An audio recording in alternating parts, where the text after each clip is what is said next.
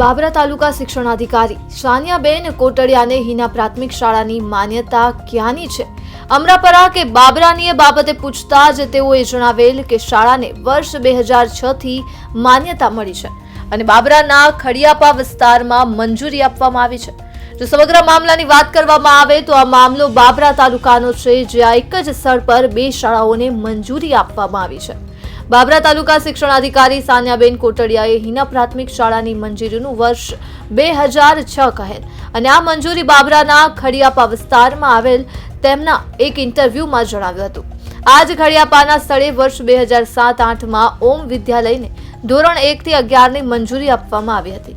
હવે પ્રશ્ન એ છે કે જો આ સ્થળે વર્ષ 2006માં હિના સ્કૂલ ચાલુ હતી તો એ જ સ્થળે બીજા ટ્રસ્ટની સ્કૂલ જેનું નામ ઓમ વિદ્યાલય છે તે શાળાને ધોરણ 1 થી 11 ની મંજૂરી કેવી રીતે મળી? શું એવડું મોટું મકાન ખડિયાપા વિસ્તારમાં છે કે જ્યાં એક જ બિલ્ડિંગમાં 2 શાળાઓ ચલાવી શકાય? આ બાબતે બાબરા તાલુકા શિક્ષણાધિકારી સાનિયાબેન કોટડિયાને હિના પ્રાથમિક શાળાની માન્યતા માટે કરેલ દરખાસ્તના આધારો માંગતાની સાથે જ બાબરા તાલુકા શિક્ષણાધિકારી સાનિયાબેન કોટડિયાએ જણાવેલ કે આ આધારો કચેરીમાં ઉપલબ્ધ નથી એવો લેખિતમાં જવાબ આપ્યો હતો. હવે પ્રશ્ન એ થાય છે કે જો કચેરીમાં શાળાની મંજૂરીના આધારો નથી તો બંને શાળાઓને મંજૂરી મળી કેવી રીતે? બંને શાળાઓને આરટીઈ હેઠળ એડમિશન કેવી રીતે મળ્યા? દર વર્ષે કચેરી દ્વારા શાળાઓનું ઇન્સ્પેક્શન કરવામાં આવતું હોય છે, તો શું આ ઇન્સ્પેક્શન નહીં થયું હોય? આ બાબત તેઓના ધ્યાને કેમ ન આવી? આવા અનેક પ્રશ્નો શહેરીજનોના મનમાં ઉઠવા પામ્યા છે. સાહેબ, આપનું નામ શું? ગોરેલ મનોહર. આપનો હોદ્દો શું? જિલ્લા શિક્ષણાધિકારી. હોમ સ્કૂલની મંજૂરી ક્યાંની છે? હોમ સ્કૂલની હાલની મંજૂરી કાંકરિયા ચોરા વિસ્તાર બાબરાની છે. સ્કૂલના સ્થળ ફેરફારની અરજી થયેલ છે. સ્કૂલ સ્થળ ફેરફારની અરજી અને 2021માં કરેલી છે. બાબરામાં આ સ્થળની મંજૂરી અને સંખ્યા અને ધોરણ 10ની માર્કશીટ કોને કયા નામની આપે છે? હાલ આ સ્કૂલ છે એ પંચશીલ પ્રાથમિક શાળાના બિલ્ડિંગમાં યોગીનગર વિસ્તારમાં બેસે છે અને એ સ્કૂલ છે એ ઓમ નામથી મંજૂરી હોવાથી તેના માર્કશીટ અને એના એલસી છે એ ઓમ વિદ્યાલયના નામની આપે છે અને હાલ એ શાળામાં 279 વિદ્યાર્થીઓ હાજર. રમતગમતનું મેદાન છે સાહેબ? હાલ જે જગ્યાએ સ્થળ ફેરફાર માટેની અરજી કરી છે એ માટે રમતગમતનું પૂરતું મેદાન નથી. પ્રથમ દરખાસ્તમાં ક્યાં સરકારે ક્યારે કરેલ? શિક્ષકે દંડ કરેલ છે કઈ? હાલ શાળાની માન્યતા રદ કરવા માટેની નોટિસ આપેલ છે અને એનો ખુલાસો ગ્રાહ્ય ન રાખી અને બોર્ડને માન્યતા રદ કરવા માટેની ભલામણ કરે છે. સાહેબ, ઓમ સ્કૂલના નામે પંચશીલ સ્કૂલ ચાલે છે તો ઓમ સ્કૂલના જ્યાં જો ત્યાં તે પોતાના જ બેનરો લાગેલા છે અને રોડ ઉપર તો પંચશીલ દેખાડે છે. હોમ સ્કૂલ છે એ પંચશીલના નામથી પોતાની જાહેરાત છે કરી શકે નહીં, એટલા માટે જ આપણે એને હોમ સ્કૂલને માન્યતા રદ કરવા માટે બોર્ડને ભલામણ કરે છે. આવી બાબરા તાલુકામાં એના ઓછામાં ઓછા 5000 જેટલા બોર્ડ પંચશીલના નામે લગાડેલા છે. એ આપણે શાળાની માન્યતા રદ કરવા માટે મોકલે છે એ અંગે શાળાને જાણ પણ કરેલી છે અને ફરીથી એક વખત શાળાને જાણ કરશું કે એના બધા બોર્ડ છે એ તાત્કાલિક ઉતારી લે. આપનું નામ? કેવી મિયાણી, જિલ્લા પ્રાથમિક શિક્ષણાધિકારી, જિલ્લા શિક્ષણ સમિતિ.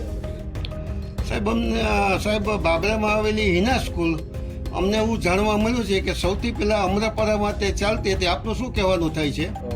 જિલ્લા પ્રાથમિક શાળાઓ છે તે સમયે 2010માં કદાચ અમરાપુરમાં મંજૂરી મળી હોત, પણ હાલમાં તો એ ખડિયાપા શિબિરમાં તરીકે રજીસ્ટર થયેલી છે સ્કૂલ અને જે તે સમયે કદાચ કોઈ સ્થળ ફેરફાર કરેલ છે તે અમે આગળની ખરાઈ તપાસ કરીને જણાવી શકીશું. સાહેબ, ખડિયાપામાં કેટલા ધોરણ સુધીની એને મંજૂરી આપી છે? મંજૂરી તો એક સાથે જ મળી ગઈ હોય, ધોરણ 1 થી 8 કોઈ સ્થળ ઉપર નથી.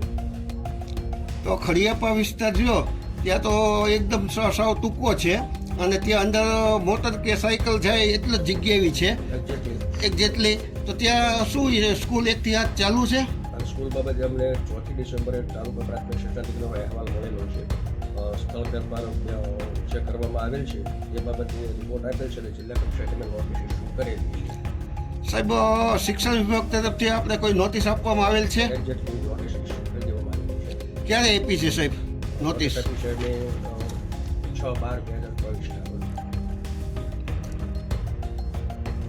હિના સ્કૂલને જે મંજૂરી આપવામાં આવી છે તે ખરેખર સરનામું ક્યું ચાલે છે? નહીં, એક્ઝેક્ટલી અમને જે ટીપીઓ દ્વારા અહેવાલ મળેલો છે એમાં ખડિયાપા શેરનું સ્થળે મંજૂરી આપેલું હોવાનું જણાય આવેલું છે. પણ તમે જે રીતે મને પૂછી રહ્યા છો કે સૌ પ્રથમ 2010માં અમરાપુર ખાતે મંજૂરી આપવામાં આવેલી અમરાપુર ને અમરાપરા અમરાપરા બાબતે, તો એ બાબતે અમે અમારા જિલ્લા કક્ષાના રેકોર્ડમાં ખરાઈ કરીને આ બાબતે વિશેષ આપને કહી શકશું. જો શાળાની માન્યતા રદ કરવાની હોય તો નોટિસ આપવાના કેટલા દિવસથી કાર્યવાહી પૂર્ણ થશે? નહીં, એના માટે શાળાએ માન્યતા રદ કરવાની થતી હોય તો નોટિસનો જવાબ મેળવ્યા પછી નોટિસનો જવાબ જો યોગ્ય ન લાગે તો નિયમાનુસાર રાઇટ ટુ એજ્યુકેશન એક્ટ અંતર્ગત તપાસ સમિતિ બેસાડવી પડતી હોય છે. તપાસ સમિતિના 5 સભ્યોની નિમણૂક કરીને તપાસ સમિતિનો અહેવાલ મેળવીને રાજ્ય કક્ષાએ અહેવાલ સબમિટ કરવાનો હોય છે. હિના પ્રાથમિક શાળા કેટલા સમયથી શરૂ હતી અને આટલો સમય સુધી કેમ કાર્યવાહી કરવામાં આવેલ નથી, તેનું શું કારણ હોઈ શકે સર? હવે જે તે સમયે સ્થળ ફેરફાર થયેલો હોય અને કોઈ બાબત આ વસ્તુ ધ્યાન ઉપર આવેલ ન હોય, બટ હવે અમારા ધ્યાન ઉપર આવેલ છે અને ડીપીઓ દ્વારા અમને અહેવાલ મળેલો છે એટલે જે કાંઈ નિયમાનુસાર કાર્યવાહી કરવી પડે એને કરવા માટે કાર્યવાહી શરૂ કરી. હિના સ્કૂલ જે ખડિયાપામાં અત્યારે હાલ છે ત્યાં 1 થી 7 ચાલે છે અને 8મું ધોરણ એક કાંકરિયા ચોરા પાસે બેસે છે, ત્યાં હોમ સ્કૂલની માન્યતા છે. હોમ સ્કૂલની માન્યતા બાબતે તો જ્યાં સુધી અમારી જાણ કરીશ ત્યાં સુધી માન્યતા રદ કરવામાં આવી છે. બટ ઇવન જો તમે 4 જાણ પર મૂકો છો તો એવી 8મું ધોરણ અલગ કોઈ સ્કૂલ આવતું તો એ વસ્તુ તપાસમાં સામેલ કરીને અમે આગળની કાર્યવાહી કરીશું. ખડિયાપામાં એવી કોઈ જગ્યા નથી કે ક્યાંક મોટો રૂમ બની શકે 8 બાય એ માટે તપાસ સમિતિ અમે ઓલરેડી મોકલીશું. કેટલા સમયથી તપાસ સમિતિ મોકલેલી છે તપાસ સાહેબ? સમિતિ મોકલી હતી. હાલમાં અમે કારણદર્શક નોટિસ ઇસ્યુ કરી છે, જવાબ મેળવી રહ્યા છીએ. જવાબ અમને સંતોષકારક નહીં લાગે તો નિયમાનુસાર તપાસ સમિતિ અમે નિમણૂક કરશું.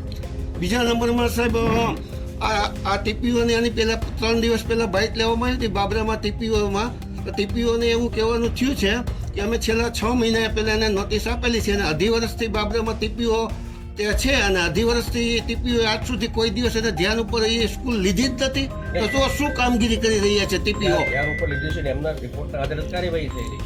પણ તેનું એવું કહેવાનું થાય છે કે છેલ્લા 6 મહિનાથી જ અમે એને નોટિસ આપેલી છે. આ સ્કૂલ તો ઘણા સમયથી ધમધમે છે.